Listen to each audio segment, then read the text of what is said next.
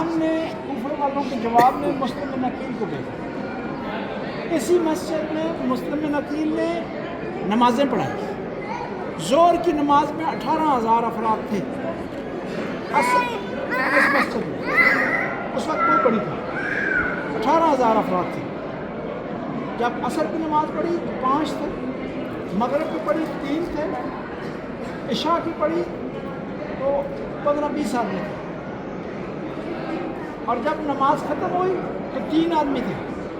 مسلم بن عقیل مسجد سے باہر نکلے ہیں تو وہ 3 بھی غائب ہو گئے، مسلم بن عقیل اکیلے ہو گئے، اور ہر دروازے پر جاتے لوگ دروازہ بند کر دیتے ہیں۔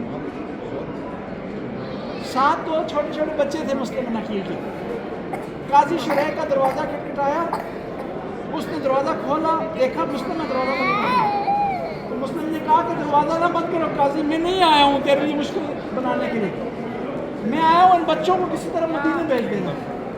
بچوں کو ان کے حوالے کیا، آگے چل پڑے۔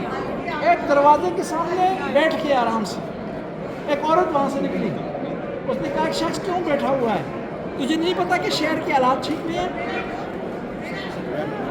اس نے کہا کہ میں اکیلا ہوں، میرا کوئی نہیں ہے، میں مسلم بن عقیل ہوں، حسین کا نمائندہ ہوں، اگر ہو سکے تو مجھے پانی دے دے۔ اس نے پانی دیا، پانی پیا۔ مسلم بن عقیل نہیں جا رہے تھے، اس نے کہا کہ آقا آپ چلے جائیں یہاں سے۔ نے کہا میں کہاں جاؤں، میرا کوئی گھر نہیں ہے، میرا کوئی جاننے والا نہیں ہے۔ یہ وہیں بیٹھے رہے۔ اس خاتون نے اپنے گھر میں پناہ دے دی۔ اب اس گھر میں پناہ دی، دوسرا دن ہوا، دیکھا کہ گھر کو فوجوں نے گھیرے میں لے لیا، اور فوجوں نے گھیرے میں لینے کے بعد حملہ کرنے کی کوشش کی۔ مسلم بن عقیل نے زرہ پہنی، اسلحہ اٹھایا، میدان میں آگے جنگ کرنا شروع کر دی۔ کوئی ان کا مقابلہ نہیں کر سکتا تھا، تو جھوٹ بول کے انہوں نے کہا کہ مسلم پیچھے دیکھو تمہارے کیا ہو رہا ہے، پیچھے ہٹے، تو گر گئے، ان کو گرفتار کر لیا۔ اب لائے ہیں ان کو دارالامارہ پہ، یہاں جو باہر جگہ بنی ہے پیچھے، یہاں پر لائے ہیں تو مسلم نے کہا کہ میری 3 وصیتیں ہیں، اگر ہو سکے تو ان پر عمل کیا جائے۔ ایک میری وصیت یہ ہے کہ میں شہر میں مقروض ہو گئی ہوں، میری زرہ بیچ کر کے میرا قرض ادا کیا جائے۔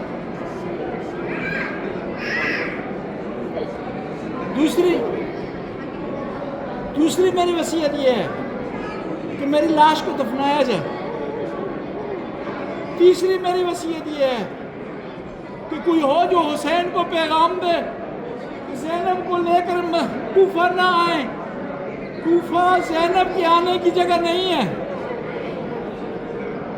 ان ظالموں نے کسی وصیت پر عمل نہیں کیا، اور یہاں سے اس بلڈنگ کے اوپر سے مسلم بن عقیل کی شہید کرنے کے بعد گرا دیا گیا، اور گرتے ہوئے آواز دی، کہا السلام علیکم یا ابا عبداللہ الحسین، مولا حسین، غریب مسلم کا سلام قبول کرے، مولا حسین کوفے کی طرف نہ آئے، میں اکیلا مارا گیا ہوں۔ ان ظالموں نے مسلم کی لاش کو نہیں دفنایا۔ جب لٹا ہوا قافلہ کربلا سے کوفہ آیا نا، بی بی زینب کی نگاہ مسلم کی لاش پر پڑی، آواز دی، یہ سجاد بیٹا، کوفہ والوں سے سوال کرو، کیا یہ مسلمان نہیں ہیں؟ کیا ان کی یہاں جنازے دفنانے کا رواج نہیں ہے؟ مسلم کے بچے کوفہ میں اکیلے رہ گئے۔ قاضی شریح نے ایک قافلے کے حوالے کیا، یہ قافلے کو نہ پہنچ سکے، گم ہو گئے شہر میں گم ہو گئے۔ ایک مومنہ تھی، وہ پانی بھرنے کے لیے آئی، اس نے دیکھا 2 بچے درخت پہ بیٹھے ہوئے، کہا تم کون ہو؟ کہا ہم مسلم کی جوڑی ہے، مسلم کے بیٹے ہیں۔ اس نے درخت سے اتارا، گھر میں لے گئی، رات کو خیال رکھا۔ اس کا بیٹا جو ظالم تھا وہ رات کو آیا، ماں نے پوچھا کہاں تھا تو؟ کہا میں مسلم کے بچوں کو ڈھونڈنے جا رہا تھا، ان کو ڈھونڈ رہا تھا، اس لیے تھک گیا ہوں۔ کہ ظالم تو مسلم کے بچوں کو کس لیے ڈھونڈ رہا؟ کہا انعام لینا چاہتا ہوں۔ کہ اللہ سے ڈر، یہ پیغمبر کے نواسے ہیں، یہ مسلم کے بیٹے ہیں، یہ علی کے نواسے ہیں، ان کا پیچھا چھوڑ دے۔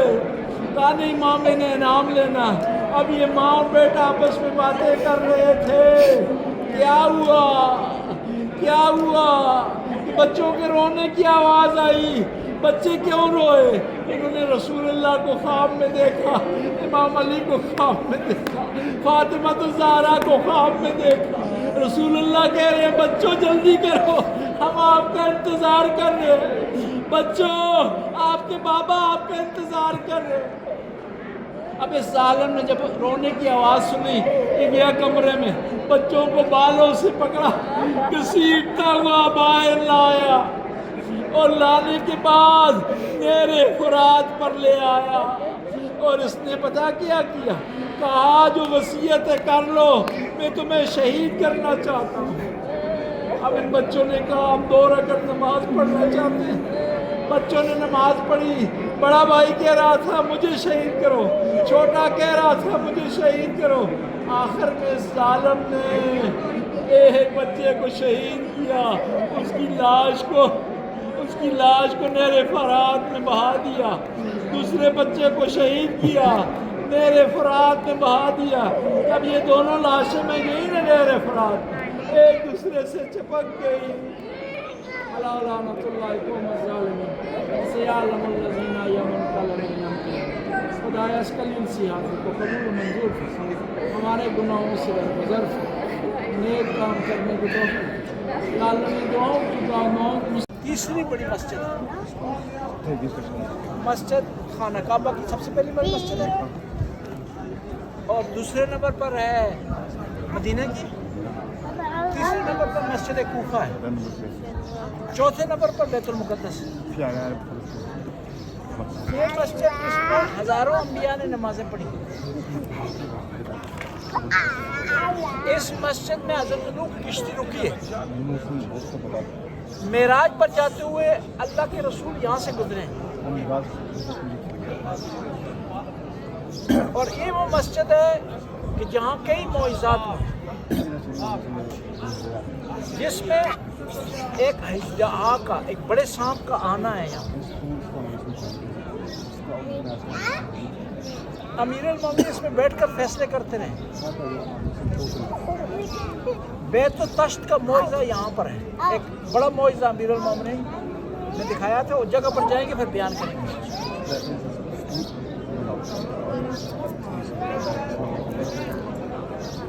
اور اس مسجد میں امیر المومنین کو ضربت لگی ہے، ہانی کی زیارت ہے، ہانی بن عروہ کی زیارت ہے، مسلم بن عقیل کی زیارت ہے، اسی مسجد میں مختار کی زیارت ہے، اور اس مسجد میں امیر المومنین نماز پڑھتے ہیں، خطبے دیتے رہے، اللہ سے دعا کرتے ہیں۔ یہ جو ہمارے پیچھے جگہ ہے، یہاں پر مولا امیر المومنین کی ضربت لگی۔ 19 رمضان کو مولا امیر المومنین اپنے گھر وہاں سے یہاں کی طرف آئے ہیں، یہاں مسجد میں کھڑے ہوئے ہیں، اور یہ ملعون اس جگہ پر تھا جس نے اٹیک کیا۔ مولا امیر المومنین جب سجدے میں گیا، یہاں سے دوڑتا ہوا گیا، اس نے ماری وار کی۔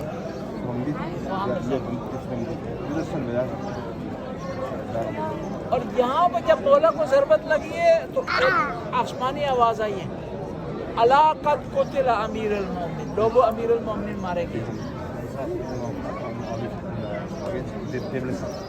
اور جب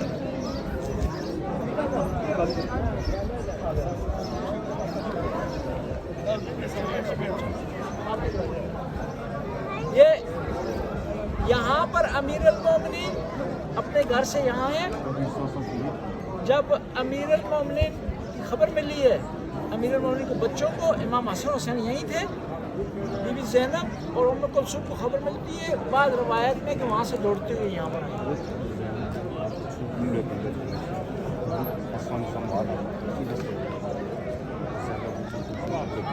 امیر المومنین کو ضربت لگی ہے، تو امیر المومنین نماز نہیں پڑھا سکے. امام حسن نے کہا کہ آپ کو گھر لے جاتے ہیں. کہا نہیں، پہلے نماز آپ مکمل کریں پھر مجھے گھر لے جائیں.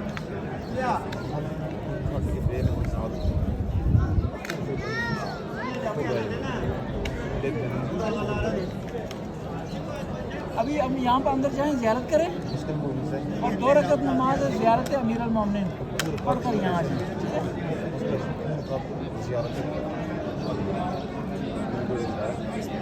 ہے، پھر یہاں آ جائیں. اتخذت مع الرسول سبيلا وأسألك الأمان يوم يعرف المجرمون. یہ امیر المومنین کا محراب ہے.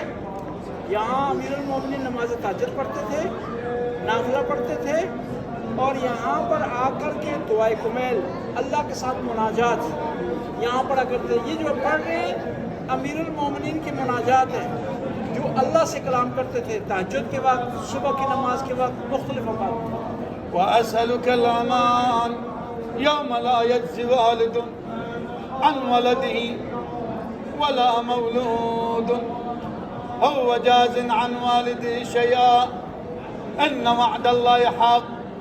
وأسألك الأمان يوم يفر المرء من أخيه وأمه وأبيه وصاحبتي وأخيه. امیر المومنین ارشاد فرماتے ہیں جہاں امیر المومنین مناجات جب پڑھا کرتے تھے، امام حسن و حسین دائیں بائیں ہوتے تھے، جناب غازی عباس یہاں بیٹھے ہوتے تھے، مالک اشتر ہوتے تھے، ابو رافع ہوتے تھے، عمار یاسر ہوتے تھے، اور مولا فرماتے تھے خدایا مجھے پناہ دینا اس دن سے جس دن بیٹا باپ سے بھاگے گا، دوست اور رفقا ایک دوسرے کو نہیں پہچانیں گے، جہاں افراتفری ہوگی، صرف انسان کے اپنے اعمال ہوں گے اور وہاں کوئی بچ نہیں پائے گا. وہاں صرف وہی بچ پائے گا جو خدا کے قریب ہوگا، خدا سے راز و نیاز کرے گا، خدا سے محبت کرے گا، خدا سے چاہت کا اظہار کرے گا، خدا سے اس کو اسماء حسنہ کا واسطہ دے گا، اس کو انبیاء کا واسطہ دے گا، اولیاء کا واسطہ دے گا. وأسألك الأمان يوم يود المجرم لو يبتدى من عذاب.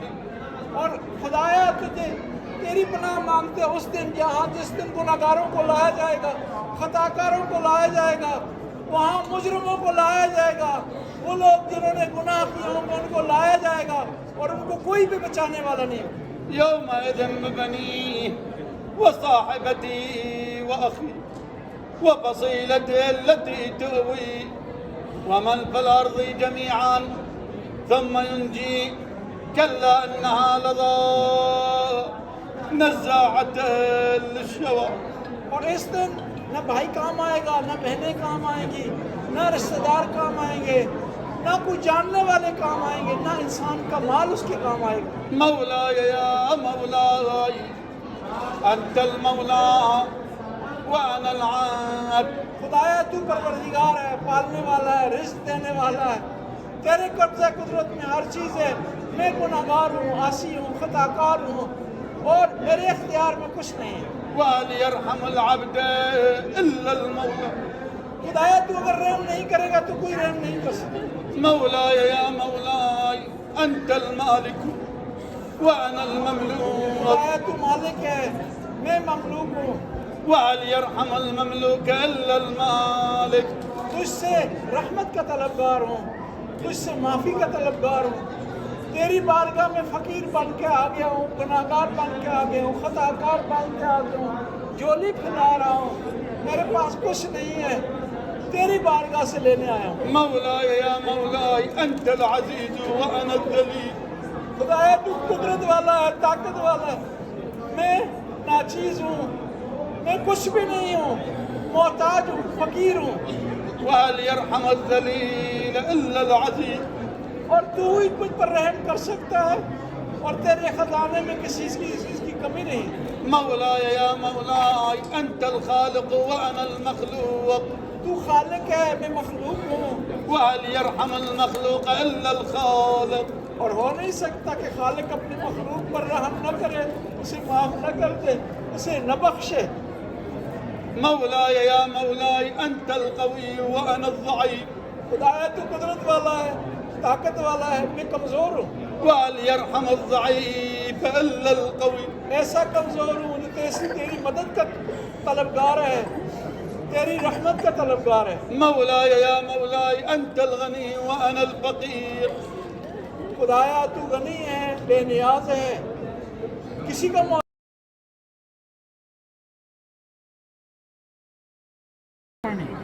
اس کا ایک واقعہ سنیں۔ یہ امیر المومنین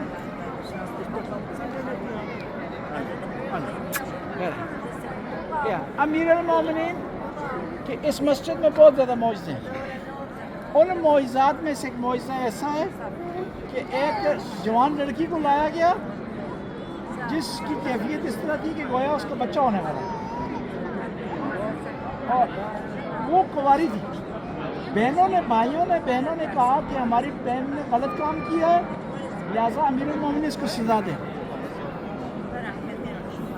امیر المومنین نے کہا کہ جلدی فیصلہ نہ کرو، یہ نیک ہے، اس نے غلطی نہیں کی، یہ اس کو سزا نہیں دے سکتے۔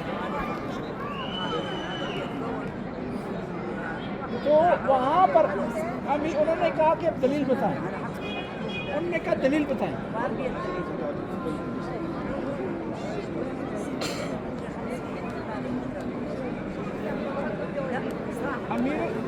امیر المومنین نے ایک گھر میں اس لڑکی کو بھیجا، ساتھ فضہ کو بھیجا اور ایک خاتون کو بھیجا،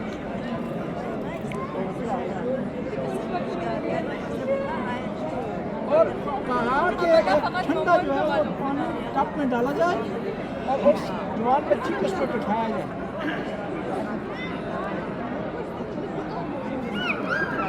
جب اس پہ بٹھایا گیا تو اس کے پیٹ سے ایک بہت بڑا کیڑا نکلا۔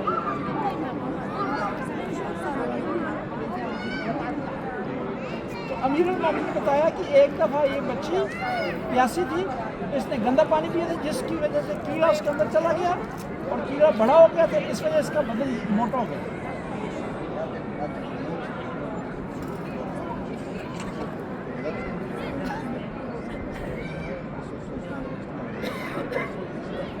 تشت عربی میں کہتے ہیں ٹپ، اس وجہ اس جگہ کا نام ہے بیت تشت۔ ابھی چلتے ہیں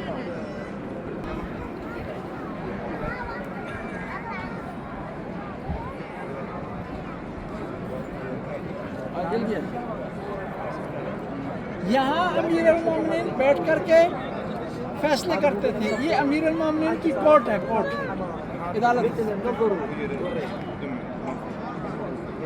ایک دفعہ دو عورتیں آئیں امیر المومنین کی بابا، اور انہوں نے کہا کہ یہ ایک کہہ رہی تھی بچہ میرا ہے، ایک کہہ رہی تھی بچہ میرا، مثلا یہ بچہ ہے، یہ کہہ میرا ہے، اور ان دونوں میں سے کوئی ایک کہہ یہ میرا ہے، ٹھیک ہے جی، صحیح؟ تو جھگڑا ہو گیا، تو وہ مان نہیں رہی تھی، تو امیر المومنین نے ان کو سمجھایا، نہیں سمجھا، تو امیر المومنین نے اپنے غلام کو، نوکر کو آواز دی، کمبر کو، تلوار لے آؤ، اس بچے کو دو حصوں میں تقسیم کر کے آدھا آدھا کر دو۔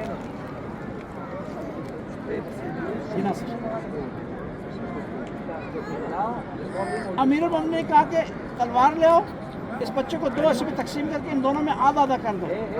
تو جو سچی ماں تھی نے اس نے کہا آدھا آدھا نہ کر، اس کو نہ کاٹو، اسی کو دے دو، میرے لیے اتنا کافی ہے کہ زندہ رہے۔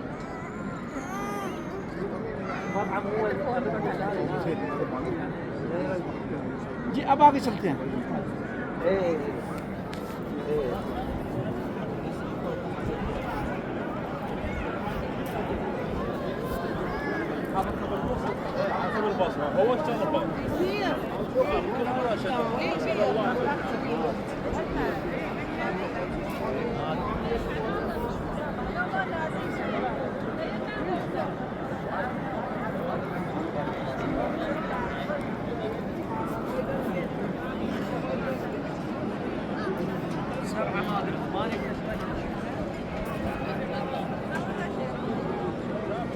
مقام نبی رسول اللہ بھی اسے کہتے ہیں، اور اس کو معراج بھی کہتے ہیں، مقام معراج۔ جب اللہ کے رسول یہاں سے گزر کر کے جا رہے تھے معراج پر، تو یہاں سے انہوں نے دیکھا اس جگہ پر بہت زیادہ نور ہے، روشنی ہے. تو جبرائیل سے سوال کیا کون سی جگہ ہے؟ کہا یہ وہ جگہ ہے جس جگہ پر 19 رمضان کو آپ کے بھائی علی کو ضربت لگے گی. تو اللہ کے رسول یہاں اترے ہیں اور یہاں زیارت کی، پھر آگے گئے. آگے چلتے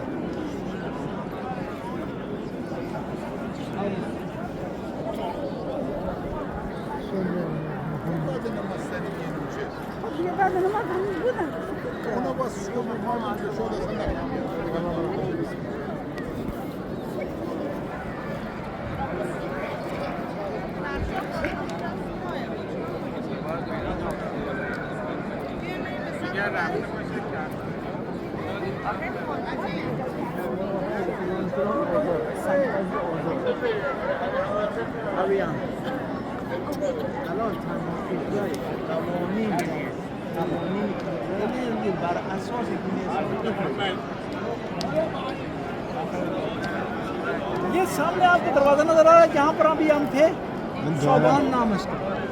اب بڑے سر صوبان کا معنی ہوتا ہے اژدہا، بڑا سانپ. امیر المومنین ایک دفعہ یہاں خطبہ دے رہے تھے، تقریر کر رہے تھے، اسی دوران ایک بڑا اژدہا یہاں سے انٹر ہوا. سارے لوگ گھبرا گئے. مولا نے کہا گھبراؤ نہیں، یہ جو ہے وہ نمائندہ ہے قوم کا اور جنوں کا سردار ہے. اب ان کے جو سردار جن فوت ہو گیا تھا، اب یہ سردار بنا اور یہ مجھ سے تائید لینے کے لیے آیا. مولا امیر المومنین سے بات کی، پھر وہ آرام سے یہاں سے چلا گیا. اس کا نام باب صوبان تھا.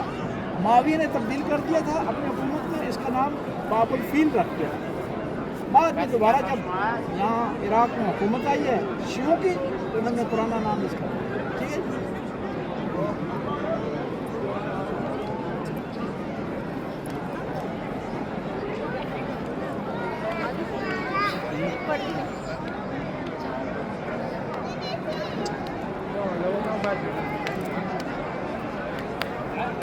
ابھی آپ لوگ یہاں سے آؤ تو یہاں سے بائیں طرف جائیں گے آپ، وہاں سے